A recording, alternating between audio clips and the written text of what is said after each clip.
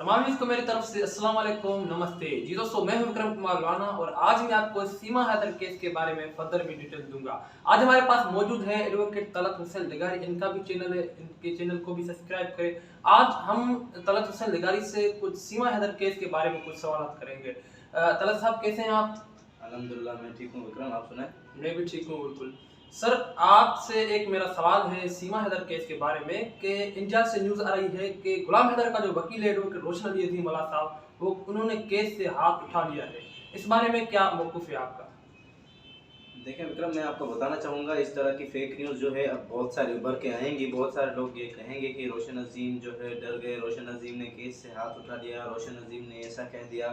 देखें, जब आप मशहूर हो जाते हैं या किसी बात पे आप जो अड़ जाते हैं, अगर कोई मकसद आप उठा लेते हैं किसी मदद करने का, तो ऐसे लोग क्रिएट होते रहते हैं। और एक और बात बताता चलूँ कि ये लोग उन्हीं के ही हैं जो हमारे दुश्मन हैं इस केस में।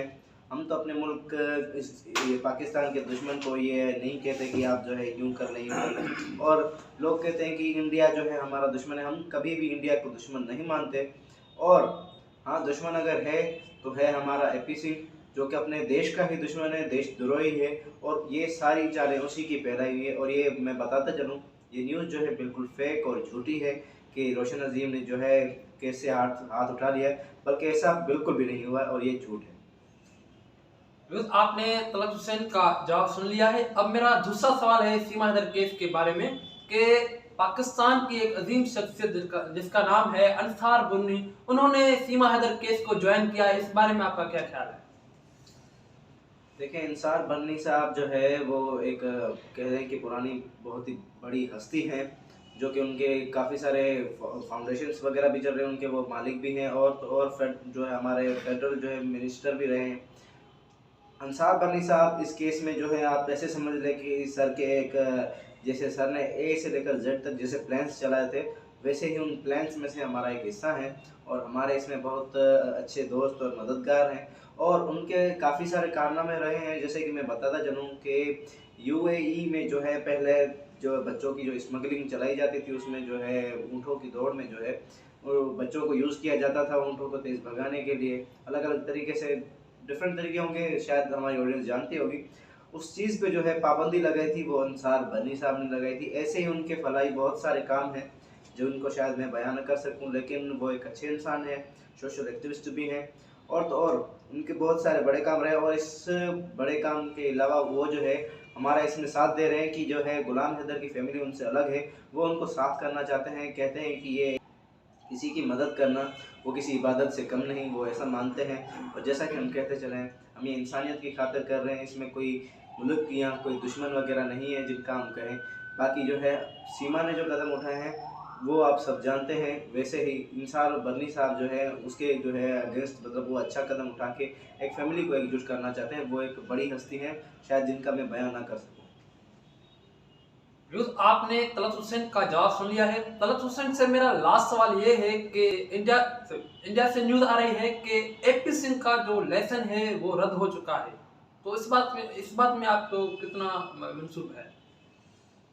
देखें, मैंने तो ये काफ़ी सारी जो है इंडिया बार काउंसिल से अपील रखी है कि ऐसे इंसान जो कि जिनको बोलने की तमीज़ नहीं, अपने लोगों का ख्याल नहीं करते, बाहर के जो है लॉ प्रैक्टिशनर एक्ट जो है जिनमें एथिक्स सिखाए जाते हैं, वो भी उन्होंने नहीं सीखे।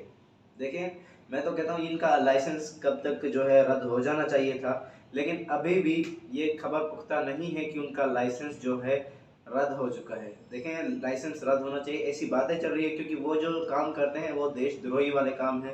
और बहुत सारे लोगों को इस मामले में जो है आवाज़ उठाकर जो है आगे कहना चाहिए कि उनका लाइसेंस रद्द होना चाहिए। बिल्कुल ये ऐसा, ये सिर्फ अभी रूमर्स हैं, लेकिन इन रूमर्स को सच में जो है कन्वर्ट होना चाहिए, ये हम सबका मौक़िफ़ है।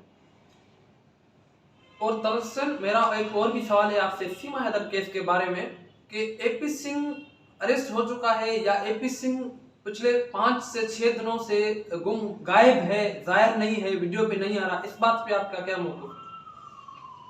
देखिए, अरेस्ट होने की बात तो पुख्ता मैं नहीं कह सकता क्योंकि वो वहाँ की खबर है, और अगर हम किसी के बारे में ऐसा कहते हैं तो ये डिफेमेशन की ज़मीन में आता है। लेकिन हाँ, ये बता सकता हूँ कि अब जो है वो छुपने की कगार पे है, क्योंकि हमने उसका चेहरा जो है लोगों के सामने बेनकाब कर दिया। लोग जानते हैं, इंडिया की जनता या किसी और मुल्क की जनता या अवाम जो भी हो, वो सब जानते हैं कि एपी सिंह कौन है और क्या करते हैं, किस तरह के इंसान हैं, सब लोग ये जानते हैं। अब वो जो है छुपने की जगह ढूंढ रहे हैं। जैसे मैंने पहले कहा था, दोबारा कहूँगा, ये चेहरे जो है अब उसे ख्वाबे में भी नज़र आएंगे, ख्वाब में भी नज़र आएंगे। अब वो जो है नींद की गोली के बगैर सो नहीं पाएगा। हम उसकी रातें हराम कर देंगे जो उसने काम किए हैं। अब तो जैसे मैंने पहले भी पैगाम पहुंचाया था, फिर से कहूँगा, इस जैसे लोगों पर बैन लगाइए। ये आपके घर के लिए जो है खतरा है, आपके मुल्क के लिए नासूर हैं, ये आपको नुकसान ही देंगे, इनसे कोई फ़ायदा नहीं। और हाँ, बात को पुख्ता करता चलूँ, वो छुपने की कगार पे है। अब वो किसी चैनल पे आपको नज़र नहीं आएगा, क्योंकि वो झूठा इंसान है। और झूठा इंसान जो है जब उसका नकाब उतर जाता है तो वो छुपना चाहता है और लोगों से जो है बचना चाहता है, इसलिए वो भी यही कर रहा है।